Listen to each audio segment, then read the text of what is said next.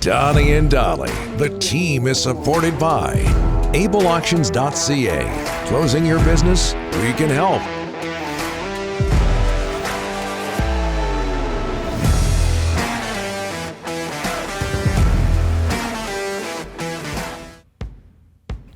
Monday, all guests today, including John Horgan, standing by, sponsored by Passat Motors.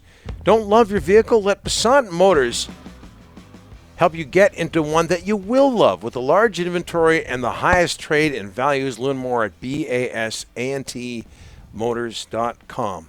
Joined now by British Columbia's 36th Premier, John Horgan, diagnosed with throat cancer in November. He has wrapped up treatment after 35 rounds of radiation. BC's Premier since 2017. John, I know you might be drinking some water throughout this conversation. The obvious question, given everything that's happened, how are you? I'm feeling great, Donnie, and it's great to be on the show with you and Rick. I'm excited about coming out of the radiation. I'm excited to see Max Perot kick cancer in the butt and win a gold medal. I don't see myself lining up for the 2024 Olympics or the 2026, but it's a good symbol to all of those. Friday was World Cancer Day. 85 British Columbians were diagnosed with cancer. 85 more the day after that, 31,000 per year. And outcomes are getting better and better. And the BC Cancer Clinic, whether it be in Vancouver, Kelowna, Victoria, and expanding into places like Kamloops and Nanaimo, you get the best care anywhere. And our researchers, our life scientists are second to none. And I'm benefiting from that here in my second round of cancer in the past 14 years. Yeah, what's your message to people, John, when it comes to this disease? Go and get checked. If you think something's wrong, everybody understands that we're a fit group of people here in British Columbia. We're conscious of our well-being. Take advantage of our public health care system. It's there to protect people when they get ill. If you feel something's not quite right, go get checked up.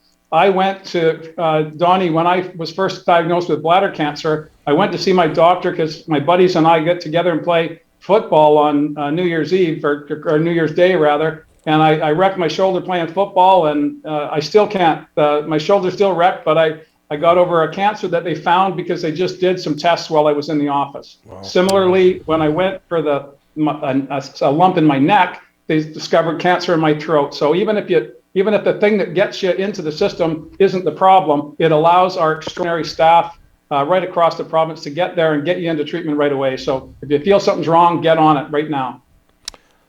Let's stick with a tough turn, John, but we'll do it. Let's stick with health here. What can you... or where is the province now when it comes to the battle against COVID? And what can you tell people about restrictions? Well, I was just talking today with some buddies.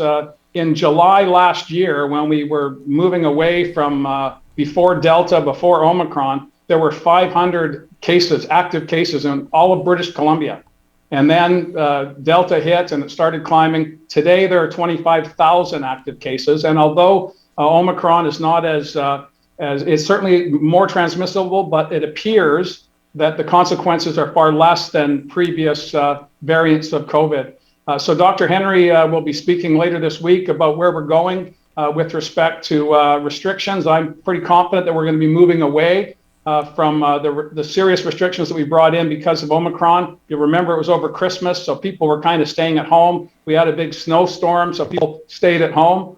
And that was all to the good. Our hospitalizations are steady, particularly in ICU, but we're still getting, double-digit or triple-digit cases every day. So we've got to be vigilant.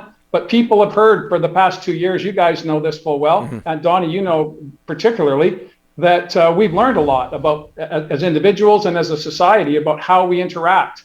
And I think that people are tired of this. We're seeing it with the voices that are, not necessarily talking about vaccines. 90% of British Columbians have had 2 doses. So it's not like we're not trying as a community. And individuals, I think, can exercise their good judgment. I'm very happy to see high school tournaments back on track because that was so important to me as a student. And you only get to be young once. And and also those who are in long-term care, our parents, our grandparents, we want to see them. They want to see us. So I get it. Dr. Henry gets it. We'll have more to say about that in the days ahead. But I'm confident that people now understand where we're at. And unless we get another curveball, another variant that we haven't yet imagined, I think we're on the track to getting back to something resembling normal. But COVID's going to be with us for the foreseeable future.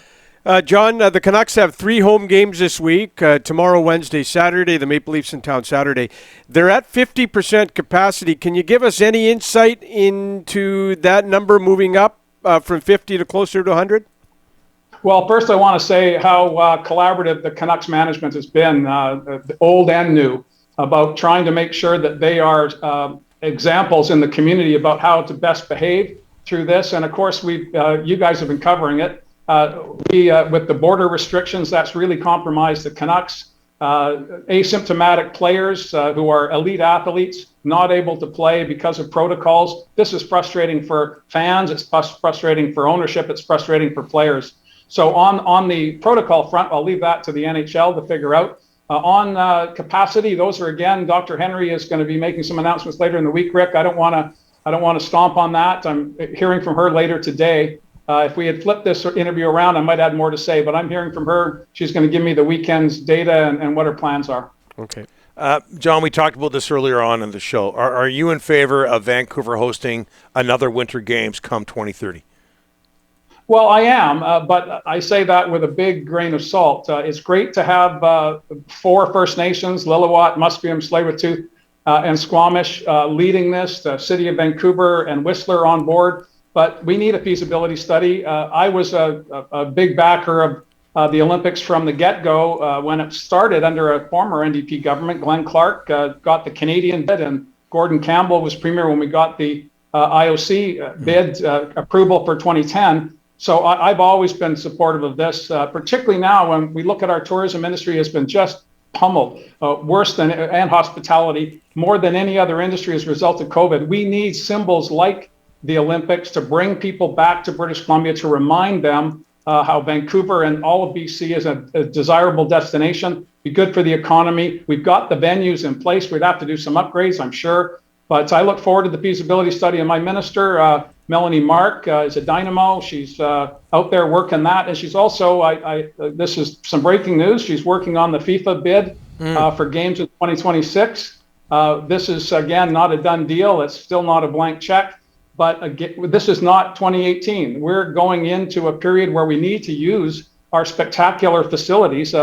BC Place has been empty virtually for the past 2 years. It's a great facility. We spent a ton of money as taxpayers to build it in the first place, to update it and fix the roof again. And the Lions playing some games and the Whitecaps is about it. We want to see concerts. We want to see that building used for the taxpayers, but also as a magnet for tourism. And we're in discussions with Canadian Soccer. We'll see how that goes. But my concerns in 2018 were, did we have the capacity? Now in 2022, how many people can we get? And looking at how fantastic the Canadian team is doing in the qualifying. I said to you, Donnie, I grew up with Ian Bridge, and to see old Bridgie reminded me of how exciting it was in 86, and that was 1,000 years ago. So to have an elite Canadian soccer team playing games in Vancouver in 2026 will be great. Good for soccer, good for Vancouver, good for BC. Yeah, for people who don't know, Ian Bridge, former Whitecap Canadian national team member, all of that was on our show on Friday. You touched on this, John, but what's changed from 2018 to now in terms of getting those matches at BC Place, World Cup matches at BC Place? Well, in 2018, it was you can have 2 games maybe, and we want to have the City of Vancouver for 3 months. And that would have impacted the Lions, would have impacted the Whitecaps, would have impacted the people of Vancouver. They have softened that position. They still have a lot of requirements, but so do we. And it's gone from 2 games to maybe 3 to 5 games. There have been cities dropping out. The synergies between Vancouver and Seattle and down the West Coast, I think, works for organizers. They know what Vancouver can do based on 2010 and other events that we hold here, whether it's the Rugby Sevens and other events. So they know our capacity. They've seen the stadium. They've gone through it many, many times. And of course, we have guys like Bobby Leonarduzzi and other soccer folks in Vancouver that are pushing hard. And I'm confident that we'll get an agreement that is way better than the one that was before us in 2018. And again, it's not the same time. I've got 4 more years of experience. The province has had 2 years of COVID that is, as I said, really crippled our tourism sector. And we need to remind the world of how fantastic BC is. And having the largest sporting event on the planet take place partly in Vancouver will help us do that. Thanks for this, John. You mentioned not being an elite athlete earlier, but you do have that silver medal from a Canadian National Lacrosse tournament back in 1975. So there is that. Keep that in mind. Donnie, I had the BC gold medal in my hands. I didn't want to embarrass you, brother. All right. I got my stick right here, though, if you want to come and play catch anytime. I'll take you up on that.